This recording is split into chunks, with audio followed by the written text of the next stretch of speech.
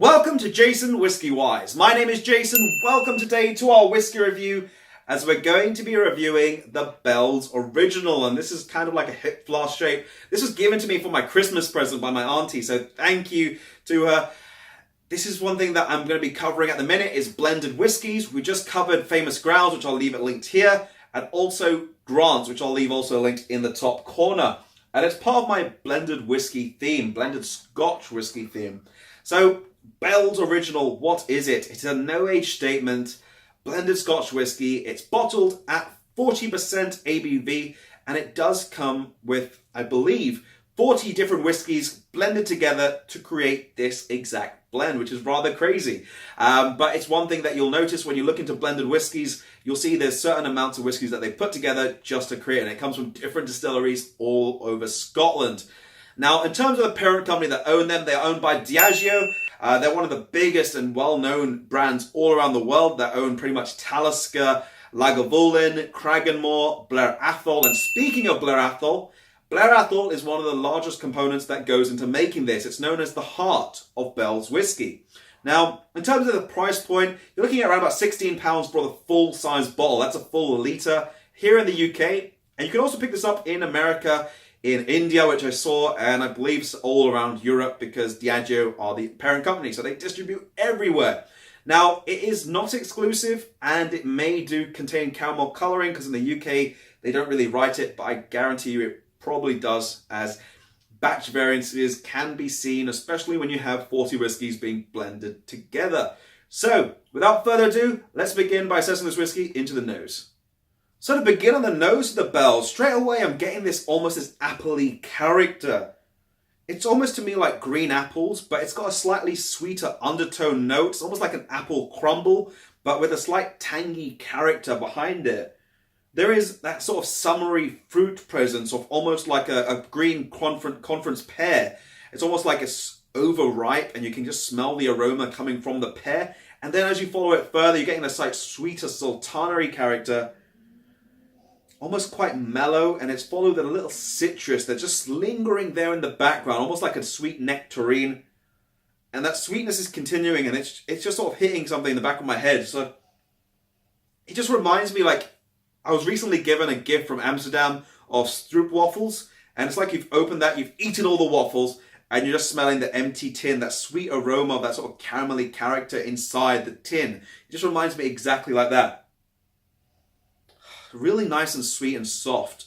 But without further ado, let's get into the palate and see what we can find on the palate. Slanger. So now into the palate. Overall arrival onto the palate is quite light. It's actually almost watery. There's not I wouldn't say there's very notable texture on this one, but you can get a slight soft richness. But you're starting off with these spices. You're getting almost like a white peppery spice, sort of just dancing all over the palate, almost giving a mouth-warming character. It then goes into almost like a lime, a citrus sort of character. And then you get this apple coming back. This apple is there, and it's like almost like an apple sauce. It gives you that tangy character all over the place. Then you get a little bit of cinnamon.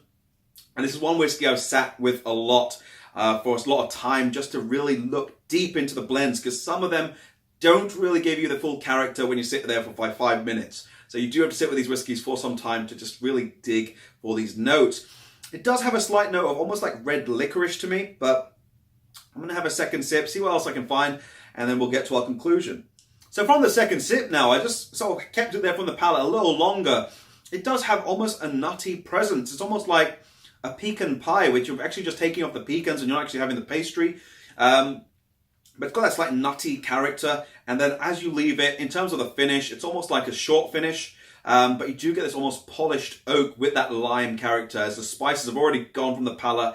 It's kind of leaving a little bit too short for my liking, but for £13 to £16, it's not really that all of a bad whiskey. So I'm going to give my conclusion and my score, and this is one I already spent time with. In terms of the whiskey, I'm going to give it an 84 out of 100. Reason being behind that, it's not one that has a lot of complexity. So it doesn't have complexity, but the price point is really good at £16 here in the UK for a litre. In terms of texture, it doesn't really have a texture, but the flavour notes are very simple. You're getting a lot of this apple-y sort of citrus, a little bit of spice, and you are getting a slight oaky presence, but it's not overpowering. It's not really oaky. So it's kind of one of those whiskeys that I'd say I would sit with there in summer. Something that if someone wanted to make like a highball, I think it'd go very well with that. But it's not something that I would have throughout sort of the winter months where I like a lot of viscosity and texture. And compared to the other ones I've just done, especially the Grants, I feel it's just a little bit lacking what I like. But anyway, but minus that, good whiskey. Overall, I just feel that it just didn't have the texture, but as it's 23 degrees out today, I think it goes quite well. So on that note, let me know your thoughts. If you tried the Bell's Original, down below in the comment section, let me know actually what's your favourite blended Scotch whiskey. But on that note, this is going to be me, JasonWhiskyWise. I'll take that and have another sip. If you have enjoyed, drop it a thumbs up. Be sure to hit the subscribe button, which I'll leave over here. I'll leave some other videos on the screen. But I'll catch you for the next video. Sláinte.